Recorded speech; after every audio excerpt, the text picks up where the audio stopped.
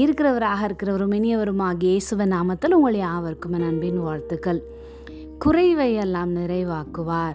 பிலிப்பியர் 4:19 என் தேவன் தம்முடைய ஐஸ்வர்யத்தின்படி உங்கள் குறைவை எல்லாம் கிறிஸ்து இயேசுவுக்குள் மகிமையிலே நிறைவாக்குவார். பவுல் சிறைச்சாலையில் இருந்தபோது பிலிப்பு சபையினர் தங்களுடைய வறுமையின் மத்தியிலும் பவுலுக்கு தேவையான உதவிகளையும் காணிக்கைகளையும் கொடுத்தனர். தேவனுடைய ஊழியக்காரருக்கு தாராளமாக கொடுத்த மனதை கண்டு, நீங்கள் எனக்கு செய்த உதவிக்காக என் தேவன் உங்களுக்கு செய்வார் என்ற நன்றி உணர்வோடு பவுல் இதை எழுதுகிறார்.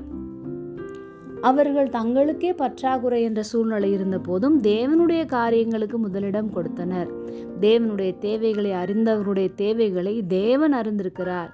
அவர்களுக்கு ஒருபோதும் எதையும் கொடுக்காமல் அவர் இருப்பதில்லை.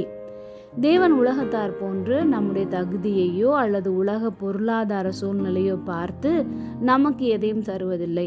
அவரிடம் உள்ள எல்லையற்ற அளவற்ற பரலோக ஐஸ்வர்யத்தின்படியே நமக்கும் தருகின்றார். பூமியும் அது நிறைவும் கர்த்தருடையது. எனவே ஒரு பெரிய ராஜா தனது அந்தஸ்துக்கு தகுந்தாற் போல் ஜனங்களுக்கு வாரி வழங்குவது போல தேவன் தம்முடைய ஐஸ்வர்யத்தின்படி நம்முடைய குறைவுகளை மாற்றுவார். குறைவு என்றால் வெறும் பண தேவையை மட்டும் குறிப்பிடவில்லை.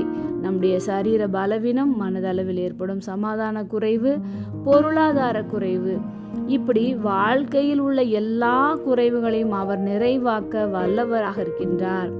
இன்றும் தேவனை நம்பி அவருடைய காரியங்களுக்கு முதலிடம் கொடுக்கும் ஒவ்வொருவரும் இந்த வாக்கு தத்தத்தை சுதந்தரித்து கொள்ள முடியும்.